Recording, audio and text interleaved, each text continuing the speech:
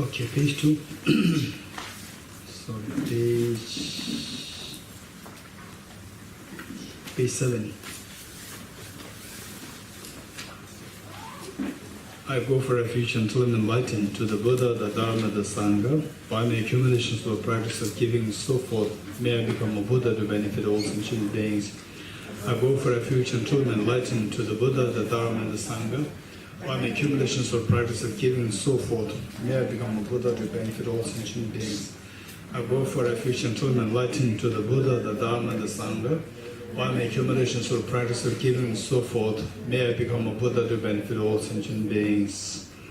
Om Ye Dharma Hetu Prabhava Desham Tathagato Yavatat Desham Chayo Nirodha Evam Vati Mahashramanaye Swaha.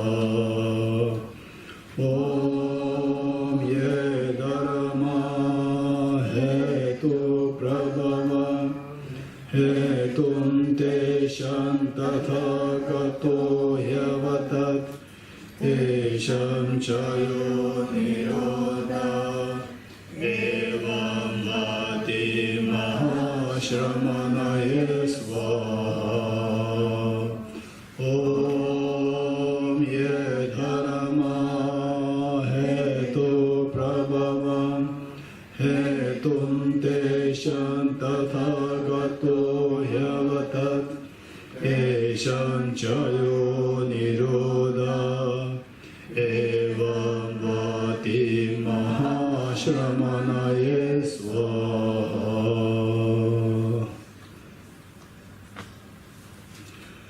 Okay, yesterday we were doing the Four Noble Truths, and the Four Noble Truths, there are 3 sets of the I see, this morning. Okay, the 3 sets of teachings of the Four Noble Truths, 3 sets. The first, each set consisting of the 4 repetitions or 4 rounds, and the first one, which is to identify the Four Noble Truths. Then with the second one, what is the second one? Second, practice, not the path, right? The practice. The practice is with the Four Noble Truths. So there, what the Buddha said is that truth of suffering is to be identified, which means we have to identify the 3 kinds of sufferings, right? That we done. Then the second one, the Buddha said that the truth of the cause of suffering is to be abandoned. So for that, we have to identify the cause of suffering and we have to abandon them. So what are the cause of suffering which you have identified? Anyone?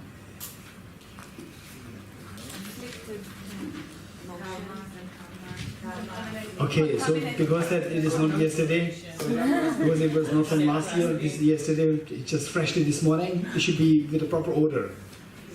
What? Or you want to start from the bottom or from the top? So from the top, the suffering is the result, and in terms of the causes, contaminated karmas, afflictions, inappropriate attention, self-grasping ignorance. These four. Okay, we have to identify these 4, and then we have to abandon these 4. The causes. Say for contaminated karmas, so in terms of abandoning, if you could remember, what I mentioned is that there are 2 kinds, abandoning or clearing or removing, there are 2 kinds.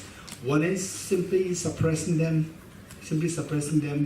other one is uprooting them. There are 2. Suppressing them, example that I give you is that you just cover the cloth with them, they cover the dirt, the garbage with the cloth, nice cloth, and put some flowers on it. So this one we're suppressing it, not to make the defilements, contaminated karmas visible.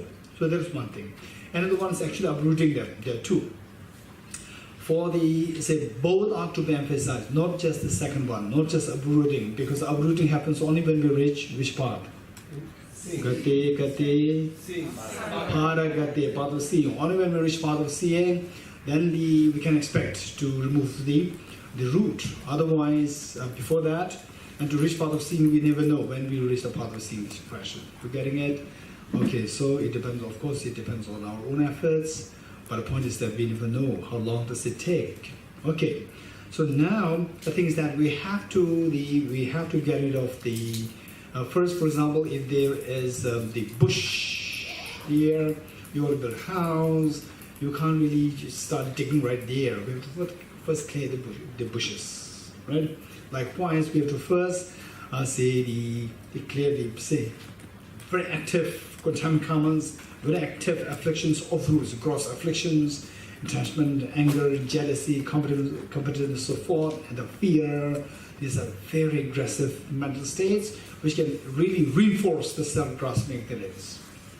Self-grasping ignorance reinforces these, and they give rise to these, and this in turn will reinforce the self-grasping ignorance. There's mutuality of the reinforcements happening. So for that matter, what we do is that first try to cut the gross contaminant karmas, cut the gross, the negative emotions, and then cut the gross inappropriate attention, and then finally we can think, meanwhile, not just wait till that point, meanwhile also try to work on strengthening the wisdom of emptiness to uproot the self-grasping ignorance. So the point is that how to do that? For the contaminant karmas, we have to in terms of the immediate, the clearing or purifying the contaminant karmas is by means of, say, the 4 powers, with the help of 4 powers, you know that, right? 4 powers of purifying the negativities, a part of the basis, part of the regret, a part of the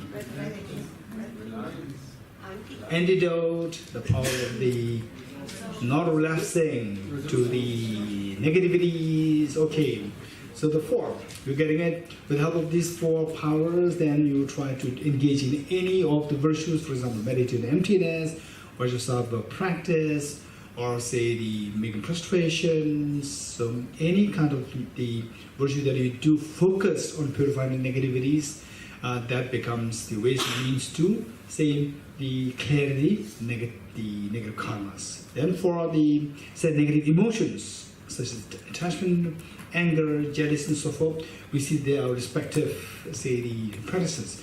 For example, for attachment towards the person, then thinking about the impure nature and so forth.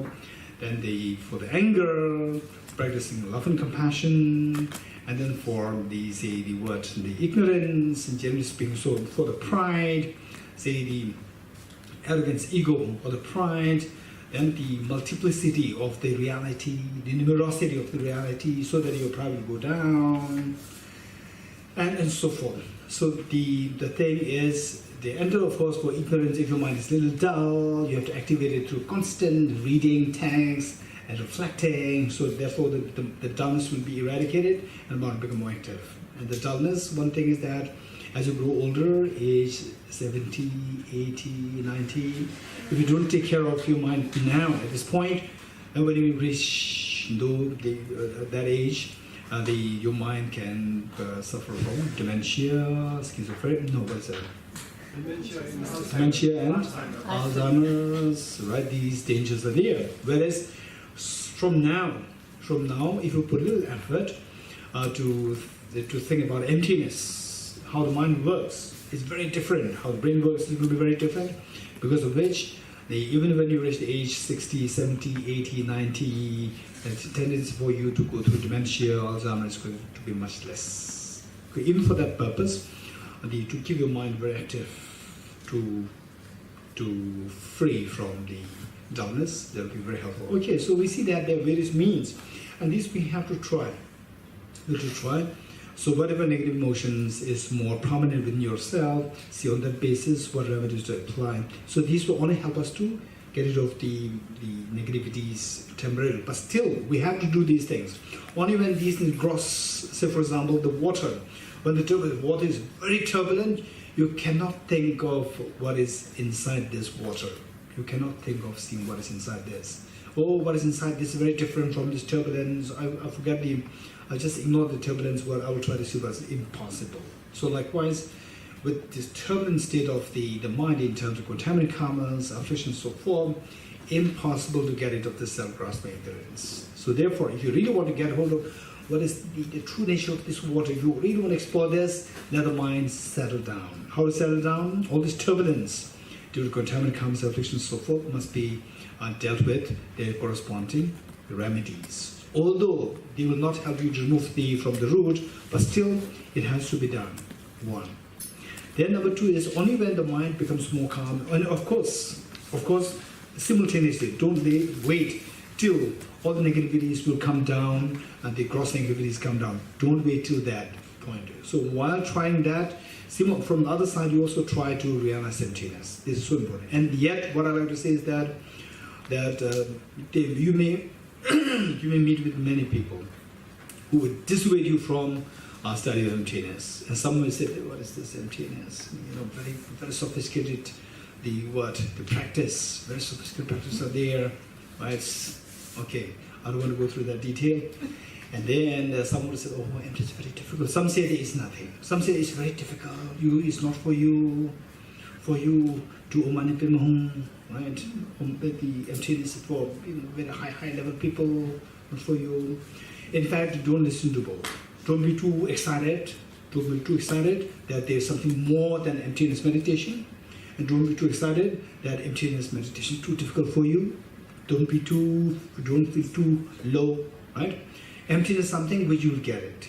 100% you'll get it, provided you put yourself in the proper track of the analysis. You put yourself in the proper track, you will get it. It will take a little time. You have to invest. You have to invest. So the moment it becomes a little technical, if you give up, this is the greatest failure. Even though it becomes technical, it doesn't matter. You can listen to this same thing second time, third time, but the third time you'll get it. If not third time, for sure, fourth time you'll get it. In most cases, second time you'll get it. In most cases. First time it'll become very technical. Seems very technical. Oh no, I did not get anything. And how many of you think that you did not get anything this morning? Last night, this morning? Right? How many of you thought that you got something? How many of you thought that I'm I'm simply lost in between? Okay. So those who think that I don't get anything, so it's just waste of my time coming here, right? So for you, I would suggest you to listen to the same recording twice, and you'll be very happy to realize that, oh, this is what I've learned in 3 days. And in the monastic universities, big monastic universities, it's not 3 days, it's 20, 30 years, right? 3 days, 3 days into very active, rigorous memorization, study, debate, reflection, meditation into into 365 into 20 years.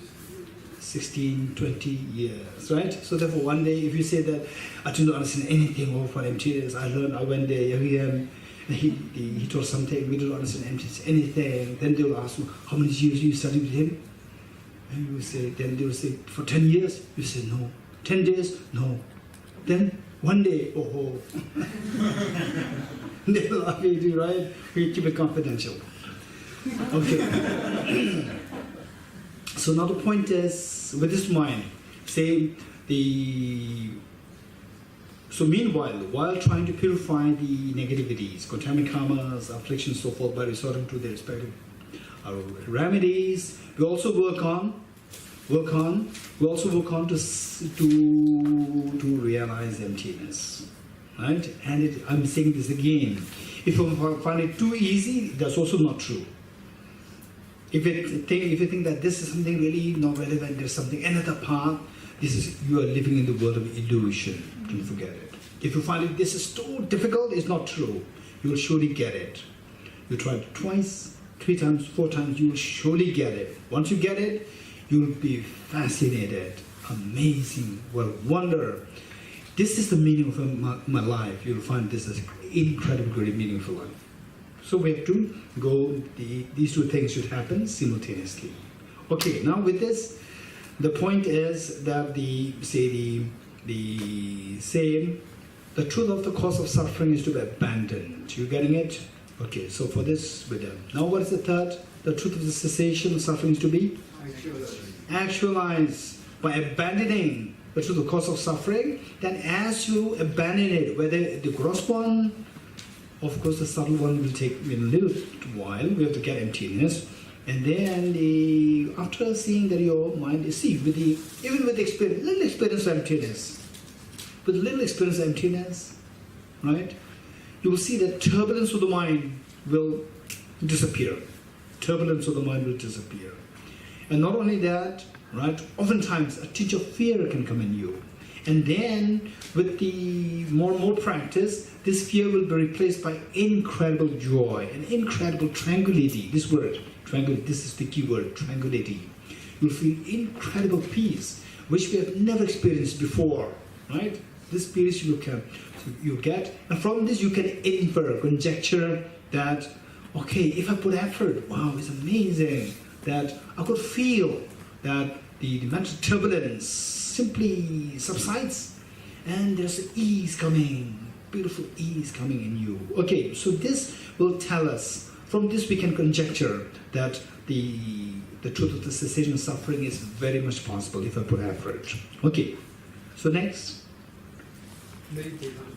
The truth of the path leading to the cessation of the suffering and its causes is to be meditated upon. This is something that you have to practice over and over again. Meditate means to do something, to practice it over and over again. Okay, this is the set of the teaching on the Four Noble Truths pertaining to the practice associated with Four Noble Truths.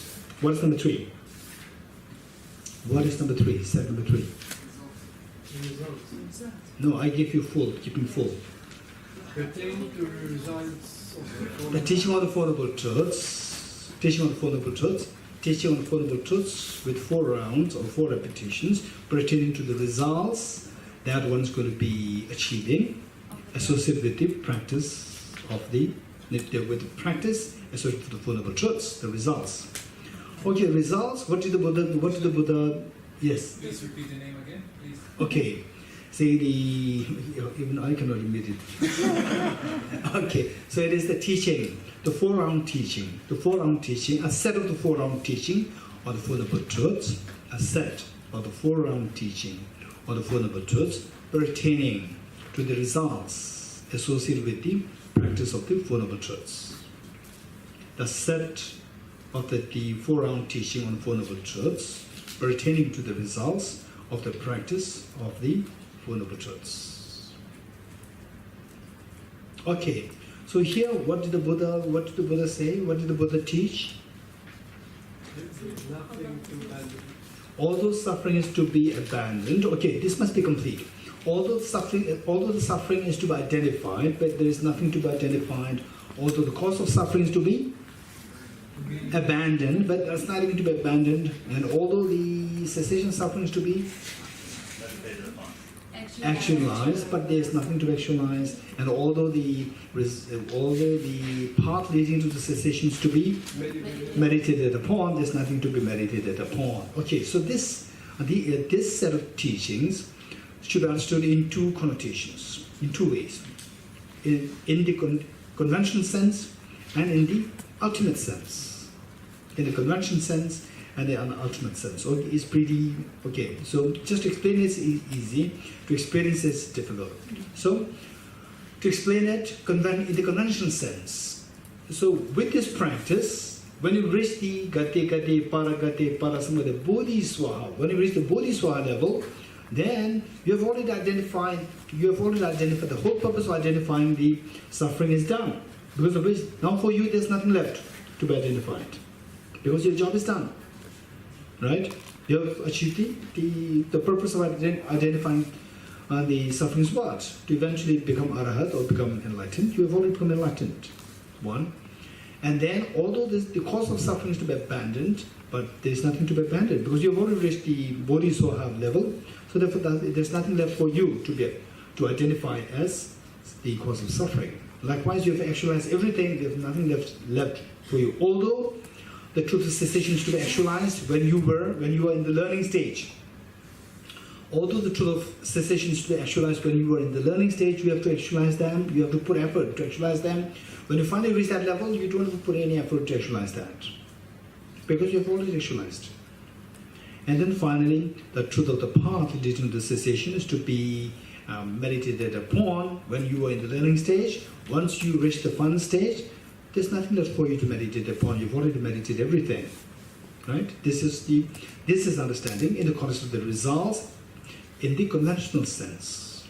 Now the other one is in the ultimate sense. Okay. So we talked about conventional analysis and ultimate analysis. How many of you remember that? That we talked about conventional analysis and ultimate analysis. Raise your hands. Okay, we all remember that. Now, let's say with the same object, subjecting the same object to this analysis, say this subject this flower. If you subject this flower to conventional analysis, what will you find? Flower. You find the flower. If you subject the same flower to the ultimate analysis, what will you find? You'll find the absence of the flower. You'll find the emptiness of the flower. You're getting it? Don't forget it. Okay. Now the Four Noble Truths. The Four Noble Truths. Four Noble Truths. If you subject this to conventional analysis, what will you find? Hey, Four Noble Truths. If you subject this Four Noble Truths to the conventional analysis, what will you find? You'll find the Four Noble Truths. You're getting it? You'll find the Four Noble Truths. So, although the truth of suffering, is to be identified, but there is nothing to be identified. Truth of suffering to be identified. Truth of suffering to be identified. If you subject this to ultimate analysis, no, conventional analysis, what will you find? That the truth of suffering is to be identified. That's what you will find. You're getting it? Okay, let's say this again. So whatever you subject to conventional analysis, you'll find the same object. Right? If you find the truth of suffering to be identified as the object to the ultimate analysis, no, conventional analysis, what do you find? Truth of suffering to be identified. That is what you're going to find. You're getting it? Okay, so although the truth of suffering is to be identified, the first part, although the truth of suffering is to be identified, in which domain? Ultimate domain, conventional domain? Conventional domain. Although the truth of suffering is to be identified on the conventional domain, but on the ultimate domain, the truth of suffering cannot be identified. It's not something that you can identify, because in the ultimate domain it will disappear. Truth of suffering to be identified will disappear. You're getting it? You getting it? Yes. Okay. If you subject any object to ultimate analysis, objectable, you will see the emptiness of this object. Don't forget it. Let us say this again. If you subject any object, including Buddha, including Nirvana, Buddhahood, anything, if you subject any phenomena to ultimate analysis, right, that object will disappear and you will find the emptiness of that object. You getting it? What did I say? Any object that you subjectify to the ultimate analysis would not be found. That you will find the emptiness of the object. Okay, anyone else who like to paraphrase what I said? Yes, Tomer? Emptiness and absence is the same. Yes. Anyone else who likes to paraphrase or who likes to repeat what I said? Because I want to make sure that we understood. If you don't understand it, then I cannot go any further.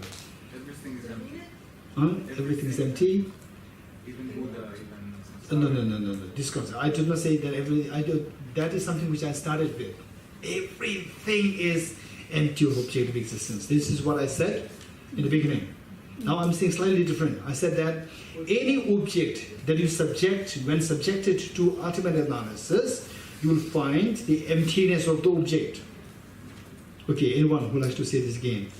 I'd like to ask. You like to answer? To ask. Yes. When you say that you put the object to Ultimate analysis. You find the absence of the absence of the object or the emptiness. I find it difficult to understand why you add the object has disappeared. Because the meaning of the flower. If I subject this flower to the ultimate analysis, Group A, conventional analysis. Group B, ultimate analysis. When you subject the flower to the ultimate analysis, what do you find? The absence of the Absence of the flower. What do you mean absence of the flower? The flower disappears. Object disappears. What is the object? What is the object? The flower. The flower disappears. You see that the flower disappears. You see the absence of the flower. I understand the absence of the flower. I don't understand the object there. And I know that you don't see the flower anymore. But to say the words Object. Disappear. What is that? Is You something okay? Don't worry. The flower disappears. Hey, the flower disappears. Very good. If the flower disappears, the flower is the object I'm referring to. That object disappears. Right? So you may be asked, okay, so perhaps you may be getting to the second point which I'm about to relate to. Okay, how many of you understood this part? That if the flower is subjected to the ultimate analysis, the flower will disappear. How many of you agree with me?